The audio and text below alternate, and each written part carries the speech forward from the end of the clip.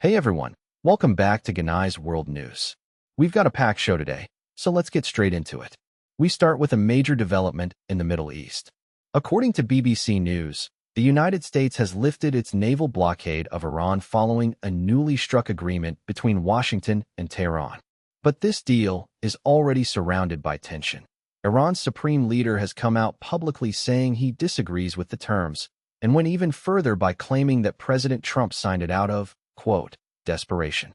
That's a pretty pointed message for what's supposed to be a diplomatic breakthrough.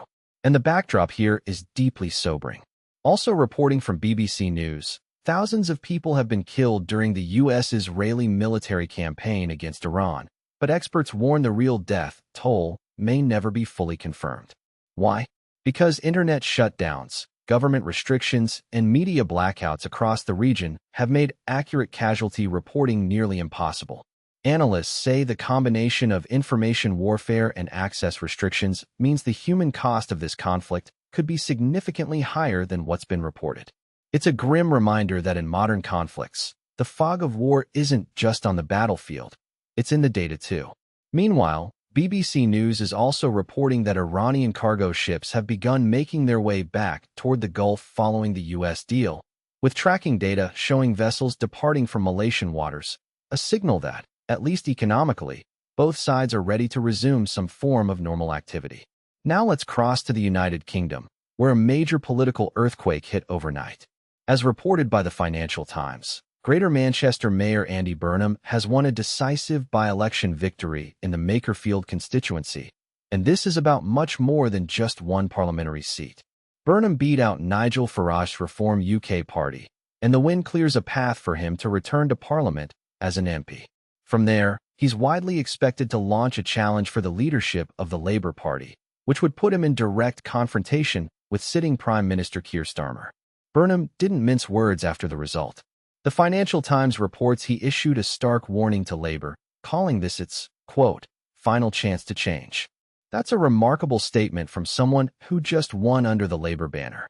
The FT also notes that Burnham's victory carries a broader strategic message. Fear of a Reform UK win actually drove voters, including some who backed the Conservatives in 2024, to cast tactical votes for Labour. So while Burnham wins, the result also suggests reform remains a real and potent threat in traditional working-class areas of England. The question now, as analysts at the Financial Times are asking, is what comes next? Burnham is clearly positioning himself for a leadership run, but how quickly Starmer responds to this internal challenge will shape the entire trajectory of British politics heading into the next general election. From political drama to corporate scandal, and this one is a serious one. According to the Financial Times, KPMG Australia is facing explosive accusations in a bruising Senate hearing. Senators have been grilling the firm over what's being described as a culture of fear and retribution inside one of the world's most recognized audit brands. And here's the detail that really grabbed headlines.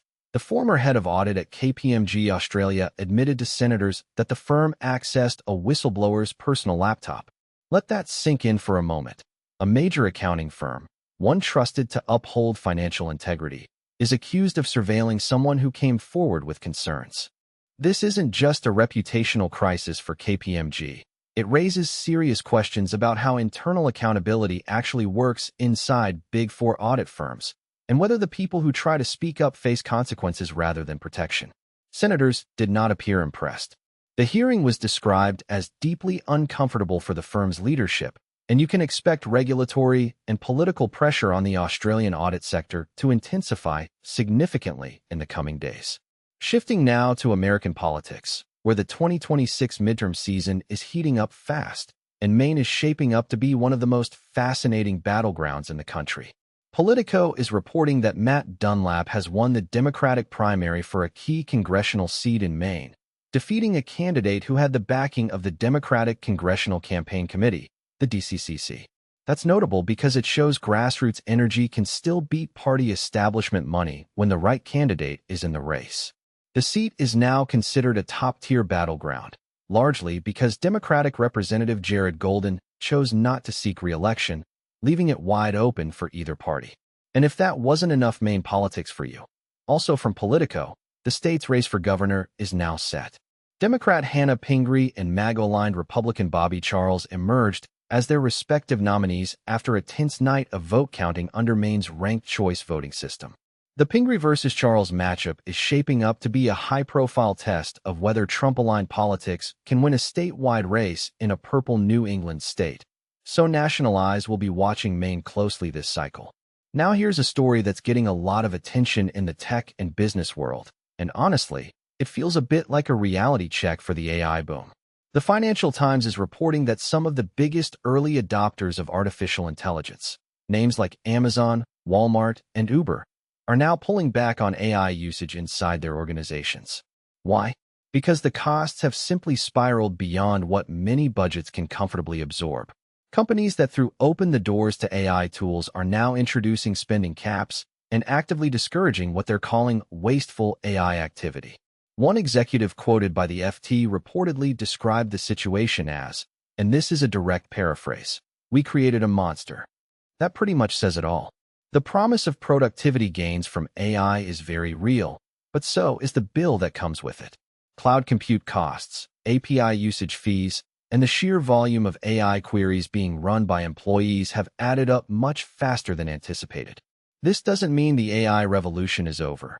Far from it. But it does signal a maturation phase where businesses are getting a lot more strategic and disciplined about where and how they deploy these tools. Expect to see more companies tightening the reins on AI expenditure in the months ahead. Over in Europe, a significant political fight is brewing over money, specifically, who pays for the European Union's next major budget. According to the Financial Times, wealthier EU member states are pushing back hard against expectations that they'll shoulder a larger share of the bloc's financial burden. Austria has been particularly vocal, with officials making clear that the richer nations of the EU are, quote, not an ATM. It's blunt language, and it signals that the negotiations over the EU's next multi-annual budget framework are going to be contentious. This tension comes at a difficult time for European unity, with ongoing pressure to fund defense, green transition, and economic support programs across the bloc. Wealthier Northern and Central European nations have historically been net contributors, but the scale of what's being asked, especially in the context of the Russia-Ukraine conflict and global economic pressures, is pushing tolerance to its limits. Separately, the FT notes that EU Foreign Policy Chief Kaja Kallas is navigating a row over comments comparing Israel's policies to apartheid, with Kallas apparently choosing not to engage with what she's calling shadow fighting. It's a delicate diplomatic moment for Brussels on multiple fronts. We've got two important financial stories to wrap things up with, one global, one centered on Russia. First, the Financial Times is reporting that a perceived hawkish shift in U.S. Federal Reserve policy is sending shockwaves through global currency markets.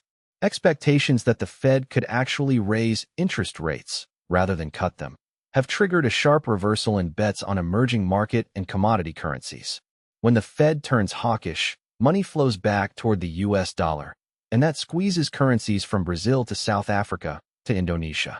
Traders who had positioned for rate cuts are now scrambling to adjust, and the ripple effects are being felt across dozens of economies. And finally, a story that's generating real intrigue in financial and political circles. The Financial Times reports that Elvira Nabiullina, the long-serving and globally respected head of Russia's central bank, has been conspicuously absent from several recent high-profile events.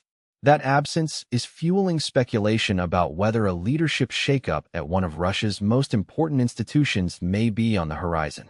Nabiullina has been a key figure in managing the Russian economy through unprecedented Western sanctions, so any change at the top of the central bank would be a significant signal about the direction of Moscow's economic policy. All right, everyone, that is your global news rundown for June 19th. It has been a big day across the board, from the Middle East to Westminster to Wall Street. If you found this useful, please hit that like button, subscribe to Genai World News for daily global updates, and drop a comment below telling us which story you want us to dig deeper into. We'll see you in the next one.